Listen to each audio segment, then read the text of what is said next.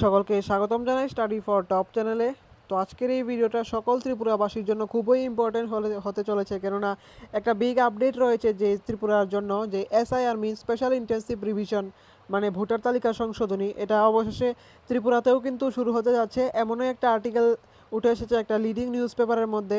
তো কী বলা হয়েছে সেই আর্টিকেলে আজকে আমরা দেখব, এবং অনেকেই বিশেষ কিছু প্রশ্ন রয়েছে যে এসআইআর মিন স্পেশাল ইন্টেন্সিভ রিভিশন ভোটার তালিকা সংশোধনের মধ্যে যদি আপনাদের কারোর নাম বাদ যায় তাহলে তাদের হয়তোবা সরকারি সুযোগ সুবিধাও বাতিল হতে পারে, রেশন পরিষেবাও বাতিল হতে পারে এবং বিদেশি বললেও চিহ্নিতকরণ হতে পারে। তো সেই সমস্ত ডাউট আজকের এই ভিডিওর মধ্যে ক্লিয়ার হয়ে যাবে।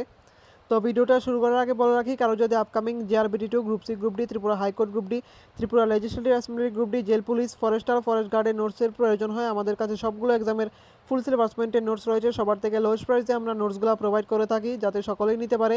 তো যদি নোটসের প্রয়োজন হয় ভিডিও ডেসক্রিপশনে হোয়াটসঅ্যাপ নাম্বার পেয়ে যাবে, সেখান থেকে যোগাযোগ করে নোটসগুলো নিয়ে নিতে পারো। তো এখন সবার প্রথমে আমরা দেখব আর্টিকেলটার মধ্যে কি বলা হয়েছে।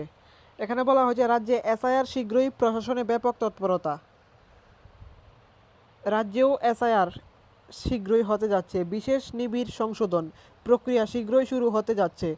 এ মর্মে প্রশাসনে এখন ব্যাপক তৎপরতা চলছে এবং প্রস্তুতিও চলছে।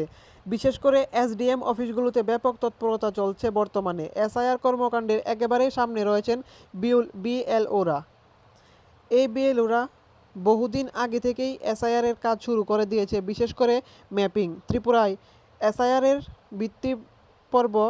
ভিত্তিবর্ষ হচ্ছে 2005 সালে। এই মর্মে আগেই বিএলওদের কাছে নির্দেশ জারি হয়েছিল তারা যেন 2005 সালের ভোটার তালিকার যাদের নাম আছে এবং বর্তমান তালিকায় যাদের নাম রয়েছে তাদের ম্যাপিং সম্পূর্ণ করে ফেলতে। একই সাথে 2005 সালে ভোটার তালিকার যাদের নাম নেই অথচ তাহার বাবা মা বা অন্য কোনো সম্পর্কের কারো নাম রয়েছে তাদের তথ্য নিয়ে ম্যাপিং সম্পূর্ণ করতে ইতিমধ্যেই বিএলওরা প্রায় 80% কাজ সম্পূর্ণ করে ফেলেছেন।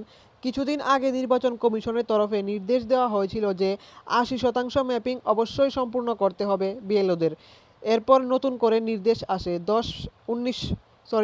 90% ম্যাপিং সম্পূর্ণ করতে হবে বিএলওদের, এবং কাজটি খুব শীঘ্রই সম্পূর্ণ করতে নির্দেশ দেওয়া হয়েছে সংশ্লিষ্ট বিএলওদের।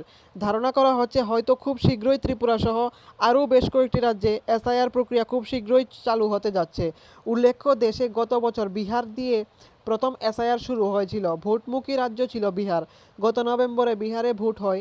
এই এসআইআর নিয়ে দেশে ব্যাপক হইচই শুরু হয়েছিল। সুপ্রিম কোর্টে প্রচুর মামলা মোকদ্দমা চলছে এই এসআইআর নিয়ে, কিন্তু তাতেও বিতর্ক চাপা পড়েনি। এরপর পশ্চিমবঙ্গ সহ দেশের 12 রাজ্যে এসআইআর হয়। এরপর পশ্চিমবঙ্গে এসআইআর পর্ব নিয়ে দেশজুড়ে ব্যাপক হইচই শুরু হয়েছিল। এরই মধ্যে পশ্চিমবঙ্গ সহ 5 রাজ্যে বিধানসভা ভোটও সম্পন্ন হয়ে গেছে। এবার বাদবাকি রাজ্যগুলিতে এসআইআর প্রক্রিয়া শুরু হওয়ার কাজ মূলত ভোটার তালিকা ত্রুটিমুক্ত করতেই এই ভাবনা নির্বাচন কমিশনের। তো এটা বলা হয়েছিল সেই আর্টিকেলটার মধ্যে। এখন আপনাদের জানতে হবে যে এসআইআর আসলে কি। এসআইআর মানে স্পেশাল ইন্টেন্সিভ রিভিশন স্কিম, হলো ভারতের ইলেকশন কমিশনের ভোটার সংশোধন একটি যে ভোটার ভেরিফিকেশন ড্রাইভ, এটা অর্থাৎ দেশের বৈধ ভোটারদের যাচাই করা এবং অবৈধ ভোটারদের বিদেশি চিহ্নিতকরণ করা। তারপর ভোটার তালিকা আপডেট ও সংশোধন করা হয়। ভোটার তালিকায় বিরাট কোনো গোলমিল মনে হলে এই নিবিড় সংশোধন করা হয়। এখন হচ্ছে যে কিভাবে হবে এই এসআইআর। প্রথমে আপনার বিএলও আপনার বাড়ি যাবে, আপনাদের বাড়ির সদস্য প্রতি 2টি করে এনুমারেশন ফর্ম দেওয়া হবে, যেখানে প্রতিটি সদস্যের ভোটার কার্ডের ডিটেলস দিতে হবে, লেখা থাকবে। এবং এই 2টি ফর্ম আপনি ফিল আপ করলে বিএলও তার মধ্যে একটি আপনাকে দিয়ে এবং অন্যটি নিয়ে যাবে, আর তারাই বলে দেবে যে কিভাবে আপনি সেই ফর্ম ফিল আপ করবেন। যারা দেশের বাইরে থাকেন তারা অনলাইনেও এই ফর্ম ফিল আপ করতে পারবেন। এখন হচ্ছে যে ফাইনাল লিস্টে নাম না থাকলে কি করবেন। আপনার থেকে কমিশন মোট 11টি নথি চেয়েছে। আপনার কাছে এই 11টি নথির মধ্যে একটি নথিতে থাকবে না এরকম কোনো কথা না। যদি আপনার কাছে সব নথি থাকার পরেও কোনো কারণে ফাইনাল লিস্টে নাম না আসে তাহলে কোনো ঘাবড়ানোর কারণ নেই। ফাইনাল লিস্টে নাম না এলে সাধারণ ভোটার তালিকায় নাম তুলতে যে পদ্ধতি নিতে হয় সেই পদ্ধতি নিয়েও কাজ হবে। এর জন্য বৈধ কাগজপত্র নিয়ে বিএলওর সঙ্গে যোগাযোগ করতে পারেন বা পুরো প্রক্রিয়াটি অনলাইনেও করতে পারেন, তবে বৈধ কাগজপত্র থাকা অবশ্য জরুরি। এখন হচ্ছে যে সেই কাগজপত্রগুলো কোনগুলি লাগবে।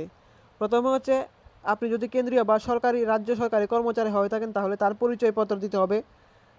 তারপর 1987 সালের 1 জুলাইয়ের আগের যে কোনো একটি সরকারি নথি, তারপর জন্মের প্রমাণপত্র, বৈধ পাসপোর্ট, যে কোনো বোর্ড বা বিশ্ববিদ্যালয় থেকে শিক্ষা সংক্রান্ত শংসাপত্র মানে মার্কশিট সার্টিফিকেট, তারপর সংশ্লিষ্ট এলাকায় বসবাসকারী শংসাপত্র মানে পিআরটিসি, তফসিলি জাতি হলে উপজাতি হলে SC/ST সার্টিফিকেট, জাতীয় নাগরিক পঞ্জি অর্থাৎ NRC তালিকার নাম, বনাঞ্চলে অধিকার শংসাপত্র, রাজ্য সরকার বা স্থানীয় প্রশাসনে তৈরি করা পারিবারিক রেজিস্টার, তারপর লাস্টে রয়েছে সরকার প্রদত্ত জমি বা বাড়ির নথি, দলিল পর্চা, এগুলি হলো। তো এখন হচ্ছে যে আপনারা যদি এই 11টি নথি থাকার পরেও যদি লিস্টে নাম না থাকে তাহলে আপনাদের ঘাবড়ানোর কোনো কারণ নেই, আপনারা ঠিক করে নিতে পারবেন। এখন কথা হচ্ছে আপনারা যদি এই ডকুমেন্টসগুলো না দেখাতে পারেন, অবশ্যই আপনাদের বিদেশি বলে চিহ্নিতকরণ করা হতে পারে। যাদের কাছে এই ডকুমেন্টসগুলো থাকবে না, প্রথমে বিদেশি বলে চিহ্নিতকরণ করা হবে, তারপর এই SIR প্রক্রিয়া সম্পন্ন হলে এটা নিয়ে ডিসিশন করা হবে যে এই যাদের বিদেশি চিহ্নিতকরণ করা হয়েছে তাদের সাথে কি করা হবে। হয়তোবা সরকারি সুযোগ সুবিধা বাতিল করা হতে পারে, যেটা অনেকেই বলছে রেশন পরিষেবা বাতিল হতে পারে। এখন এটা দেখার সময়ের বিষয় কবে হচ্ছে। তবে অবশ্যই যদি এই যে কাগজপত্রগুলো থেকে থাকে আপনাদের এবং লিস্টের নাম না আসলে কোনো ঘাবড়ানোর কারণ নেই, ঠিক করতে পারবেন। আর যদি কাগজপত্রগুলো না দেখাতে পারেন অবশ্যই আপনাদের সমস্যায় পড়তে হবে। তো খুব শীঘ্রই ত্রিপুরাতেও SIR শুরু হতে যাচ্ছে এমনই বলা হয়েছে কিন্তু আর্টিকেলটার মধ্যে, এবং বিভিন্ন নিউজেও উঠে এসেছে স্পেশাল ইন্টেন্সিভ রিভিশন স্কিম ত্রিপুরাতেও চালু হতে যাচ্ছে। তো যেই 11টি নথি চাওয়া হয়েছে অবশ্যই সেগুলি ঠিক করে রাখবেন, সবগুলি রেডি করে রাখবেন, সব সময় মতো BLO আসলে সব কিছু জমা দিয়ে দেবেন। তো আজকের এই ভিডিওটা এতটুকুই। এরকম ইনফরমেটিভ ভিডিও সবার প্রথমে পাওয়ার জন্য সাবস্ক্রাইব করুন আমাদের চ্যানেল।